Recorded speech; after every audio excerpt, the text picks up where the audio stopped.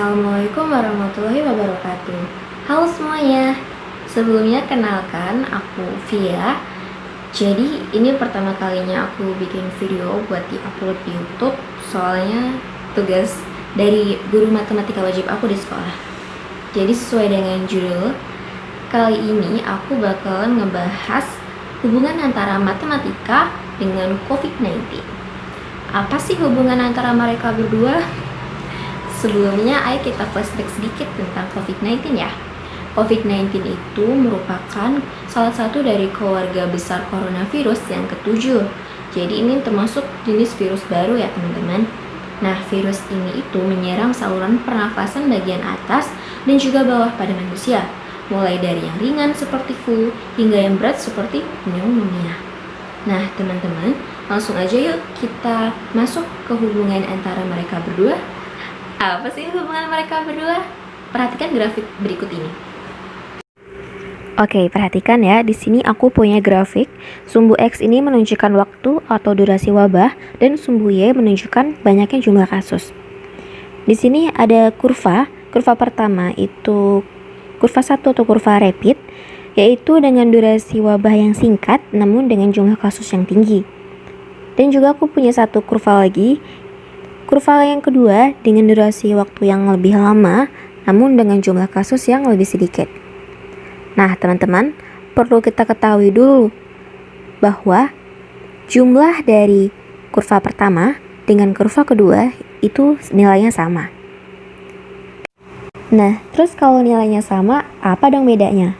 Nah, teman-teman, kita harus perhatikan satu garis ini, yaitu garis kapasitas fasilitas kesehatan atau kapasitas tenaga medis kita.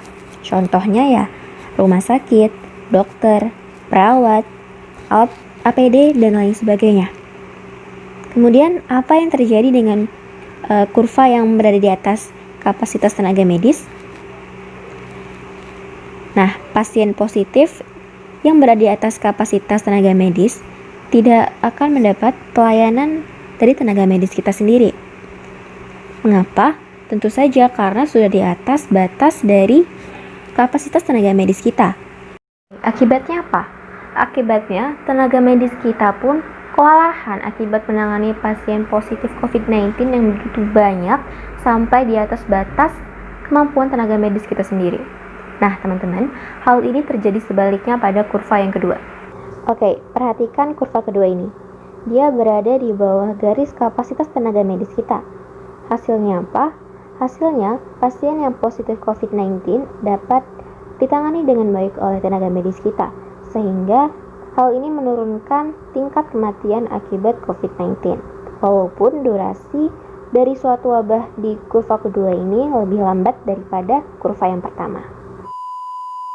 Teman, yang perlu kita ketahui itu adalah penyebaran virus COVID-19 ini bukan termasuk penyebaran linear, tapi penyebaran eksponensial. Apa itu linear? Apa itu eksponensial? Berikut penjelasannya. Oke, grafik linear. Jadi, apa itu grafik linear? Jadi, grafik linear itu adalah grafik dengan pertambahan nilai secara konstan. Misalnya, hari pertama 10, hari kedua tambah 10, hari ketiga tambah 10, begitu seterusnya. Nah, tadi adalah yang linear. Sekarang yang eksponensial. Untuk memudahkan, kita ambil contoh. Jadi kita punya suatu kolam, di situ ada satu tanaman lili. Di hari ke-0 jumlahnya ada 1 ya. Kemudian di hari ke-1 jumlah lili ini menjadi 2. Di hari kedua menjadi 4. Di hari ketiga menjadi 8. Di hari keempat menjadi 16. Hari kelima 32. Hari ke-6 64. Hari ke-7 128, hari ke-8 256, hari ke-9 512, dan hari ke-10 1024. Nah, ayo coba tebak teman-teman. Pada hari keberapa satu kolam itu terisi setengah oleh tanaman lili? Tebak? Ya, hari ke-9. Coba lihat. Kita hitung mundur. Di hari ke-9, lili ini masih menempati setengah dari kolam.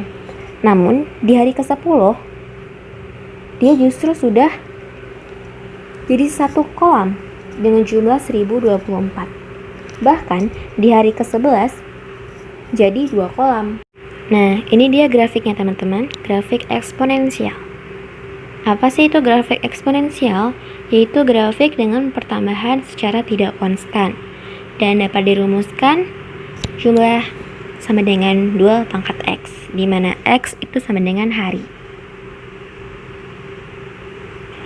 Nah, sekarang kita dapat merumuskan menjadi suatu rumus matematika. Di sini kita punya 3 variabel. NH atau number itu adalah jumlah kasus per hari. Jadi kalau N1 jumlah hari ke-1, kalau N2 jumlah hari kedua. Kemudian ada variabel A atau average number, itu adalah jumlah rata-rata orang yang bertemu dengan pasien positif COVID-19. Kemudian kita punya variabel terakhir, variabel ketiga, yaitu variabel P, probability, itu peluang tertular orang yang bertemu pasien COVID-19. Nah, di sini kita rumuskan delta NH sama dengan NH kali A kali P. Delta itu adalah perubahan. Kemudian, NH plus 1 sama dengan NH ditambah NH kali A kali P. Di mana NH plus 1 itu adalah jumlah total orang positif di hari berikutnya. NH itu adalah orang yang positif di hari sebelumnya, dan NHAP itu adalah pertambahan kasus per harinya. Oke, itu hari ke-1 ya.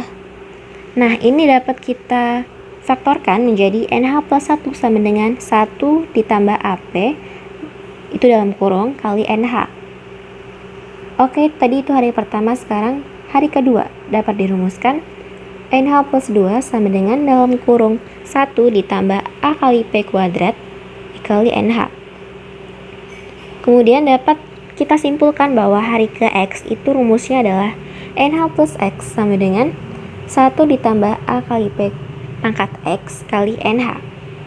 Oke, sekarang pertanyaannya adalah bagaimana cara kita untuk mengurangi si NX, yaitu si total pasien positif COVID-19 di hari ke-X. Nah, kita tadi kan punya 3 variabel, jadi yang mana yang harus kita kurangi? Yaitu kita harus mengurangi A, average number, dan P, probability. Caranya bagaimana? Untuk mengurangi variabel A, yaitu jumlah orang yang bertemu dengan pasien positif COVID-19, caranya dengan yang pertama dengan memakai masker, dengan cuci tangan setelah beraktivitas, rajin olahraga, dan hidup bersih serta sehat. Nah, sehingga hal ini dapat menurunkan tingkat kita untuk terinfeksi jika tidak sengaja bertemu dengan orang yang positif di luar sana. Kemudian, untuk mengurangi variabel P atau peluang tertular, kita dapat melakukan yang pertama dengan stay at home, yang kedua social distancing, yang ketiga dengan WFH atau work from home, dan yang keempat dengan school from home dengan cara online atau secara daring. Oke, kita langsung masuk ke contoh soal. Ini jika keadaan tidak social distancing. Diketahui bahwa A, ingat A tadi apa? Yaitu rata-rata orang yang bertemu dengan pasien positif COVID-19 ya. Karena keadaan tidak social distancing, jadi kita misalkan bahwa A sama dengan 30 orang. Kemudian peluang sama dengan 1% atau sama dengan 0,01. Dengan NH atau orang yang positif COVID-19 sama dengan 100. Sehingga di sini A dikali P sama dengan 0,3. Yang ditanyakan adalah berapa jumlah pasien positif COVID-19 di hari ke-14.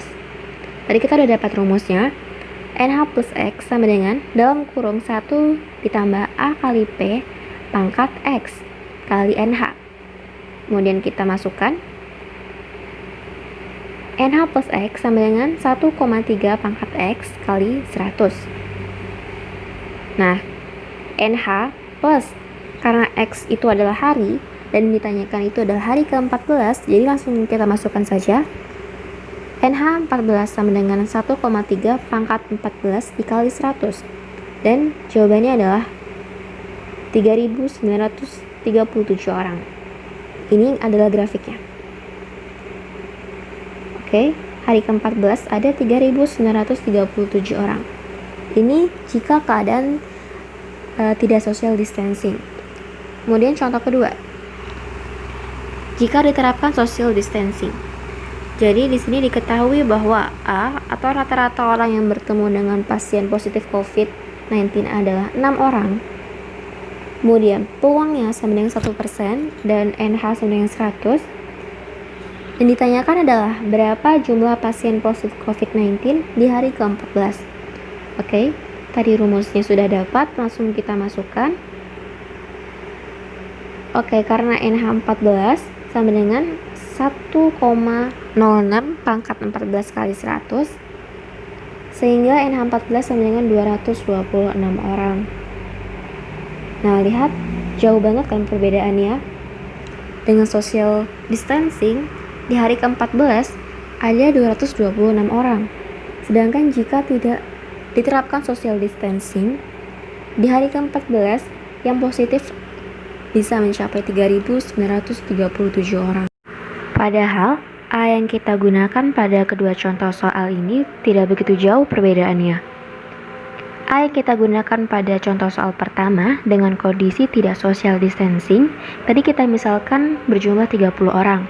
Kemudian, A pada contoh soal kedua pada contoh soal ini, dengan kondisi diterapkannya social distancing, dengan misalkan bahwa A sama dengan 6 orang, kemudian kita rumuskan dan mendapat jawabannya kan, bahwa perbedaan dengan adanya kondisi social distancing dan tidak social distancing itu sangat berpengaruh dalam penyebaran coronavirus. Nah, makanya yuk kita mari sama-sama bantu pemerintah untuk melawan virus corona. Tetap di rumah, stay at home, work from home, school from home, di rumah aja, tetap produktif. Mari sama-sama lawan corona. Teman-teman, tadi kita sudah membahas dua contoh soal tentang penyebaran virus COVID-19 ini kan.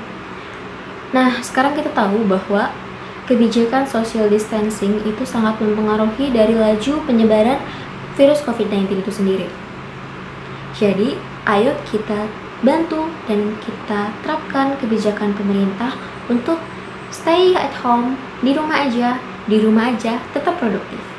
Oh iya, sebagai info tambahan, karena pembuatan video ini tanggal 2 Juni, data rilis terbaru pada Senin 1 Juni 2020 pukul 12, positif COVID-19 mencapai sekitar 26.940 orang di Indonesia. Sementara yang sembuh bertambah 329 orang, sehingga totalnya 7.637 orang, dan kasus yang meninggal bertambah sebanyak 28 orang, sehingga totalnya 1.641 orang. Oke teman-teman, sekian dulu video dari aku. Terima kasih karena kalian sudah meluangkan waktu untuk menonton video ini. Sebelumnya juga aku mengucapkan banyak terima kasih kepada Kak Jamie. Hey, what happened? Nani?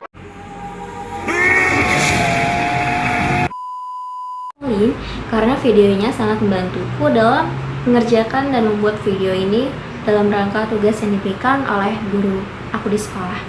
Aku bakal sertakan link YouTube-nya di bawah ini ya.